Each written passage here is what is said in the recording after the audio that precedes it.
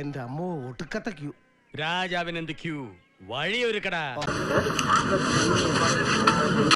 വന്നാലും മുൻപന്തയിൽ ഉത്തരവ്. ഇത്തിരി ഗ്യാപ്പ് തന്നെ.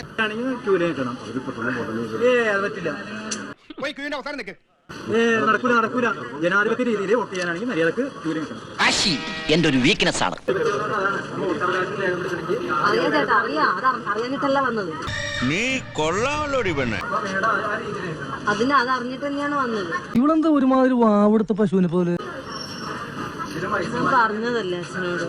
ഒരു കയ്യബദ്ധം നാറ്റിക്കരുത്. നിങ്ങളോടല്ലേ പറഞ്ഞ പുറകെ പോയി നിൽക്കാൻ. സാരില്ലടാ, നീ എവിടെ പരിപാടി അവതരിപ്പിച്ചാലും ഇത് തന്നെയാണല്ലോ നിന്റെ വിധി. ശരിയല്ല, പ്രായമായ സ്ത്രീകൾ ഇവിടെ നിൽക്കുന്നുണ്ട്. ഒരു ലേഡി വന്നപ്പോ അവര് അപമാനിച്ചേ ഞാൻ പോയിക്കോട്ടെ. അപമാനത്തിന് തന്നെ അപമാനമാണ് നീ. അയാൾക്ക് മാത്രമേ ഉള്ളൂ പ്രശ്നം, വേറെ ആർക്കും പ്രശ്നമില്ല. നീ ഒന്നും പണയണ്ട.